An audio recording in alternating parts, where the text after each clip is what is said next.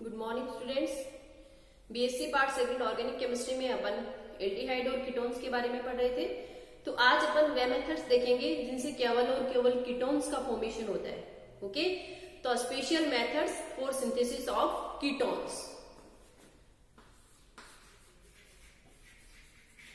Special methods for synthesis of ketones. Okay, तो देखो first method है फ्रॉम 1,3-डाई थायन्स। ओके, तो देखो यहां पर इस मेथड से अपन क्या करेंगे कि एल्डिहाइड से कीटोन्स का फॉर्मेशन करेंगे। ये ले लिया अपन ने एल्डिहाइड। एल्डिहाइड की रिएक्शन करवाएंगे 1,3-प्रोपेन डाइथायोन्स, CH2 CH2 CH2 SH और SH। ये क्या है 1,3-प्रोपेन डाइथायोन। ओके, तो यहां से देखो क्या होगा, यहां से ये हाइड्रोजन और एल्डिहाइड का ये ऑक्सीजन H2O की फॉर्म में बाहर निकल जाएंगे और ये बनेंगे CH2 CH2 S S C R और H। ये किसका फॉर्मेशन हो गया 1,3-डाइथायन का।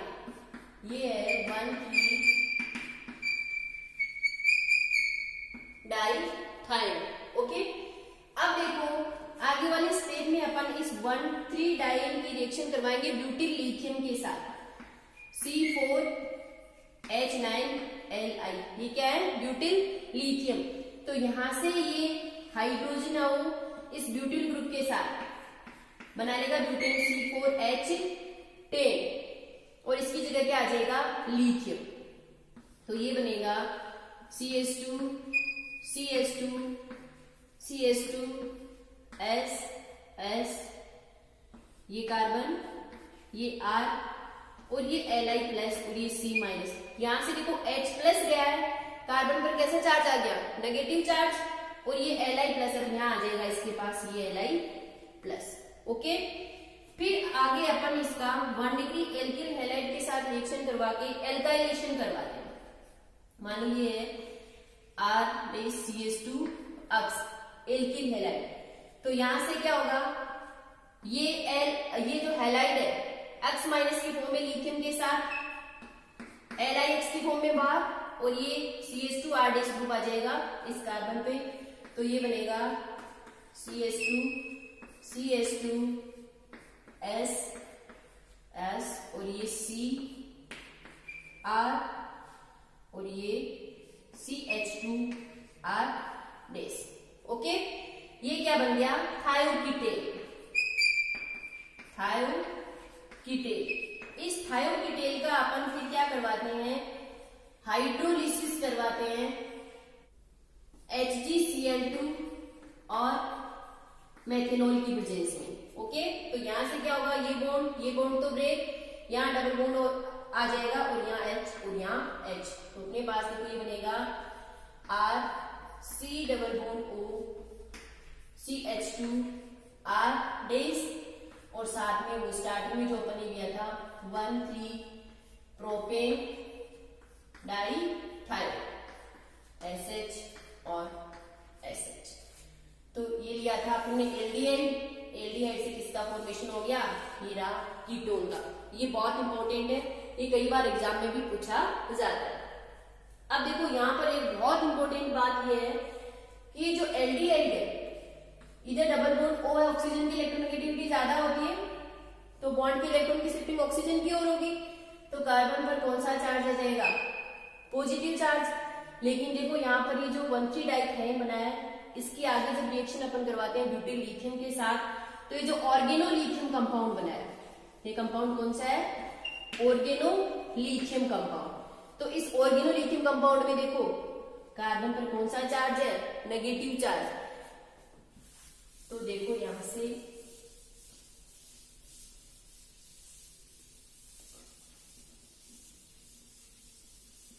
ये लिख दें RC≡OH,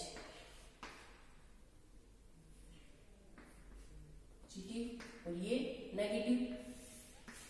एक तो यहां लिख दे रिएक्शन अपन ने करवाई थी SH CH2 CH2 CH2 SH, एक करवाई थी ब्यूटिल लिथियम के साथ।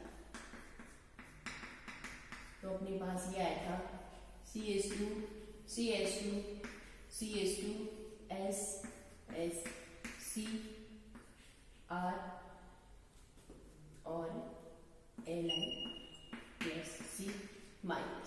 ओके, तो देखो यहां पर इस एल्डिहाइड में तो कार्बन है पॉजिटिवली चार्ज, और ये जो ऑर्गेनोलिथियम कंपाउंड बना है इसमें क्या है, नेगेटिवली चार्ज, यानी दोनों के साइन क्या हो गए, बिल्कुल अपोजिट हो गए। तो ये क्या हो गया, रिवर्सल इन पोलैरिटी, रिवर्सल इन पोलैरिटी या पोलैरिटी रिवर्सल, इसे क्या बोलते हैं, अम्पोलन।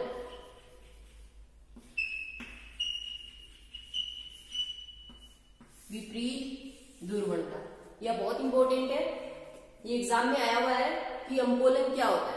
ओके, तो ऐसे पोलैरिटी का रिवर्सल होना ये क्या कहलाता है, अम्पोलन, जिसे कि एग्जाम कर रहे हैं।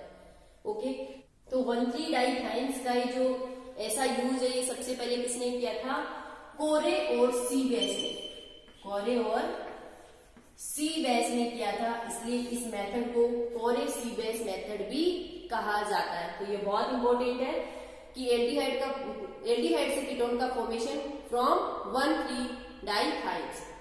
ओके, अब आगे अपना सेकंड मेथड देखते हैं, synthesis of ketones from nitriles.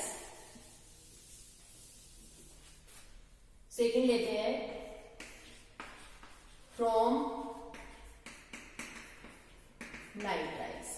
Okay, तो देखो किसी भी नाइट्राइल्स की रिएक्शन जब अपन करवाएं किसी ऑर्गेनोलिथियम कंपाउंड के साथ या फिर ग्रिग्नार एजेंट के साथ, तो जो प्रोडक्ट बनेगा उसका फर्दर अपन क्या करवा दें, हाइड्रोलिसिस करवा दें, तो अपने को क्या मिलते हैं, कीटोन्स मिलते हैं। जैसे ये ले लूं मैं C6H5CN नाइट्राइल है, इसकी रिएक्शन करवा दें CH3 CH2 CH2 Li इस ऑर्गेनोलिथियम कंपाउंड के साथ। ओके, तो देखो यहाँ पर C6H5 फिर जो बनेगा उसका क्या करवा देंगे, hydrolysis, C6H5 CO CH2 CH2 CH3 हो गया कीटोन्स का फॉर्मेशन। ऐसे जैसे और एग्जांपल ले लें CH3 CH CH3 CN, ये नाइट्राइल लिया है, इसकी रिएक्शन करवा दें ग्रिग्नार एजेंट के साथ C6H5MgBr के साथ। फिर यहाँ पर जो अपने पास इंटरमीडिएट या बीच में जो कंपाउंड बनेगा उसका अपन क्या करवा देंगे, हाइड्रोलिसिस। तो अपने पास देखो ये आएगा CH3CH CH3 C double bond O C6H5। तो फर्स्ट मेथड हो गया फ्रॉम 1,3-डाइथाइन से, और अब हो गया सेकंड फ्रॉम नाइट्राइल से। अब अपन थर्ड मेथड लेते हैं,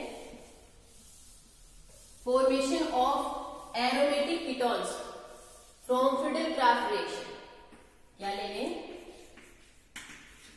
फ्रीडल-क्राफ्ट रिएक्शन। ओके, तो जैसे ये ले लें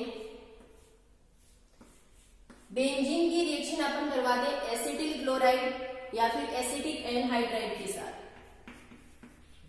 CH3COCl एसिटिल क्लोराइड के साथ करवाएं, किसकी प्रेजेंस में करवाते हैं, फ्रीडल-क्राफ्ट रिएक्शन AlCl3 की प्रेजेंस में। तो यहां से किसका फॉर्मेशन होगा, COCH3 एसिटोफिनोल। ऐसे ही अगर अपन यहां पर ले लें एसिटिक एनहाइड्राइड CH3CO का होल ट्वाइस O, वही AlCl3 की प्रेजेंस में तो यहां पर भी किसका फॉर्मेशन होगा, एसीटोफिनोल का। ओके, ऐसे जैसे अपन यहां पर ले लें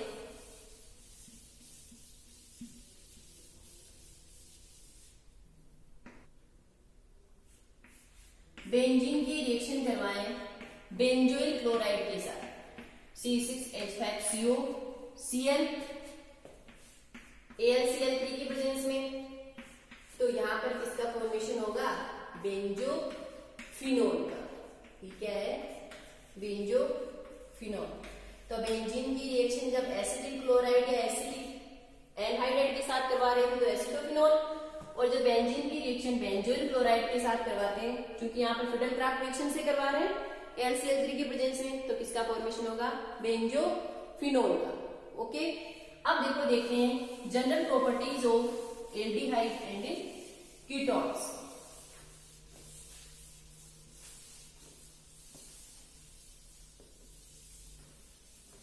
अब अपना टॉपिक है general properties of aldehydes and ketones. Aldehydes और कीटोन्स की जनरल प्रॉपर्टीज। तो इसमें देखो सबसे पहले अपन देखते हैं nature of carbonyl group, CO group. तो एल्डिहाइड और कीटोन्स और कार्बोनिल कंपाउंड्स हैं, यानी इनमें कार्बोनिल ग्रुप होगा। तो सबसे पहले अपन देखते हैं कार्बोनिल ग्रुप की नेचर। तो देखो कार्बोनिल ग्रुप में क्या होता है कि कार्बन और ऑक्सीजन के बीच में डबल बॉन्ड होता है, और अपन जानते हैं कि ऑक्सीजन की इलेक्ट्रोनेगेटिविटी है वो कार्बन से मोर होती है। तो मोर इलेक्ट्रोनेगेटिव होने से बॉन्ड के इलेक्ट्रॉन्स, या अपन ऐसे करें यहाँ जो आवेश घनत्व चार्ज डेंसिटी है वो ऑक्सीजन एटम की ओर ज्यादा रहेगी। तो देखो यहां से कार्बन पर पॉजिटिव और ऑक्सीजन पर पार्शियली नेगेटिव चार्ज होगा। ठीक है, तो ये यहां से क्या होगा, इजीली न्यूक्लियोफिलिक एडिशन रिएक्शन है वो दे देते हैं। कार्बोनिल ग्रुप की इस नेचर के कारण ये इजीली क्या दे देते हैं, न्यूक्लियोफिलिक एडिशन रिएक्शन। और ये एसिडिक मीडियम में है वो ज्यादा प्रेफर करती है, क्योंकि एसिडिक मीडियम में क्या होगा, प्रोटॉन और ऑक्सीजन पर चला जाएगा, जिससे कार्बन प्योरली क्या हो जाएगा, पॉजिटिव बन जाएगा। इसलिए रिएक्शन है वो एसिड की प्रेजेंस से इंड्यूस होती है। सेकेंड अपन देखें reactivity of carbonyl compounds. First हो गया nature of carbonyl group, second है reactivity of carbonyl compounds. Carbonyl compounds की रिएक्टिविटी। देखो जैसे मैं एग्जांपल ले लूं, ये फॉर्मेल्डिहाइड है, ये एसिटाल्डिहाइड है, और ये एसीटोन है। तो यहां पर देखो क्या देखने पे मिल रहा है कि जैसे जैसे अपन इधर जा रहे हैं वैसे वैसे यहाँ पर ये जो एल्किल ग्रुप है इनकी नंबर है वो इंक्रीज हो रही है। कार्बोनिल ग्रुप में क्या होता है कि इलेक्ट्रॉन्स की शिफ्टिंग इधर, यानी कार्बन कैसा हो जाता है, इलेक्ट्रॉन डेफिशिएंट हो जाता है, यानी इस पर जो इलेक्ट्रॉन डेंसिटी वो क्या हो जाती है, कम हो जाती है, और यहाँ पर पॉजिटिव चार्ज है वो आ जाता है। ठीक है, तो अब इस पॉजिटिव चार्ज इस कार्बन पर अगर कोई प्लस आई इफेक्ट वाले ग्रुप जुड़े हुए हो तब तो उस डेफिशिएंसी को कम कर देंगे, यानी इसकी स्टेबिलिटी वो बढ़ेगी, और जैसे जैसे स्टेबिलिटी बढ़ेगी वैसे वैसे रिएक्टिविटी है वो क्या होती है, कम होती है, यानी रिएक्टिविटी है वो स्टेबिलिटी के इनवर्सली प्रोपोर्शनल होती है।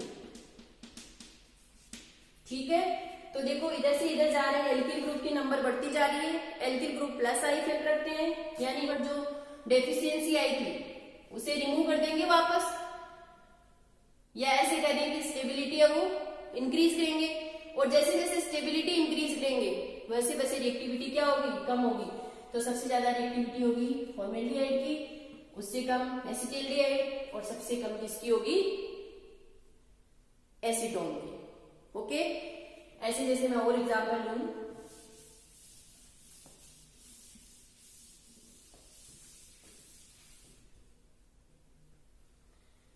ये है CCl3 CH double bond O और एक है CH3 CH double bond O। यहां पर देखो वही कार्बन पर कैसा चार्ज, पॉजिटिव चार्ज। अब देखो इधर क्या जुड़े हुए हैं, ये CCl3 ग्रुप जुड़ा हुआ है, ठीक है। इस ग्रुप का इफेक्ट कौन सा होगा, -I इफेक्ट होगा। इधर कौन सा ग्रुप है, एल्किल ग्रुप जुड़ा हुआ है, इसका +I इफेक्ट होगा। यानी ये तो इलेक्ट्रॉन देगा, यानी यहाँ पर जो डेफिशिएंसी हुई है उसे रिमूव कर देगा, यानी स्टेबिलिटी इंक्रीज कर देगा। जबकि यहाँ पर क्या है, एक तो इलेक्ट्रॉन की शिफ्टिंग इधर होने से इलेक्ट्रॉन डेफिशिएंट हो गया, यानी इलेक्ट्रॉनों की इसके पास क्या है, कमी है। फिर इसके पास इधर भी कोई -I इफेक्ट वाला ग्रुप जुड़ा हुआ है, जो क्या करेगा, इसे इलेक्ट्रॉन्स को और ले ही रहा है, दे नहीं रहा, यानी डेफिशिएंसी यहाँ पर कम नहीं होगी, यानी इसकी स्टेबिलिटी को क्या करेगा, डिक्रीज करेगा। स्टेबिलिटी जब इंक्रीज होती है तो रिएक्टिविटी है वो डिक्रीज होती है, और जब स्टेबिलिटी डिक्रीज होती है तो रिएक्टिविटी क्या होती है, इंक्रीज। इसलिए ज्यादा रिएक्टिव कौन सा होगा, ये होगा। ओके, और एग्जांपल ले लीजिए, जैसे एक आता है यहाँ पर स्टेरिक फैक्टर। क्या आता है, स्टेरिक फैक्टर। तो जैसे एग्जांपल ले लें, एक तो ये है CH3 का होल थ्राइस, CH3 का होल थ्राइस, और एक है C double bond O CH3 का होल ट्वाइस, CH3 का होल ट्वाइस। ओके, देखो कार्बोनिल ग्रुप का जो कार्बन है उस पर अगर कोई बड़े ग्रुप जुड़े हुए हैं, कार्बोनिल ग्रुप वाले कार्बन पर अगर बड़े ग्रुप जुड़े हुए हो तो वो आने वाले न्यूक्लियोफाइल के लिए स्टेरिक हिंडरेंस उत्पन्न करेंगे, आने वाले न्यूक्लियोफाइल के लिए स्टेरिक हिंडरेंस उत्पन्न करेंगे, जिससे रिएक्टिविटी वो क्या हो जाएगी, कम हो जाएगी। इसलिए यहाँ पर देखो ये बल्कि ग्रुप है, ये 3 मैथिल ग्रुप है, यहाँ पर क्या है, 2 ही है, तो ज्यादा बड़ा कौन सा है, ये ज्यादा स्टेरिक हिंडरेंस किसमें लगेगी, इसमें लगेगी, यानी इसकी रिएक्टिविटी क्या हो जाएगी, कम हो जाएगी, और इसकी रिएक्टिविटी क्या होगी, ज्यादा होगी। इससे आगे का पार्ट अपन नेक्स्ट लेक्चर में देखेंगे।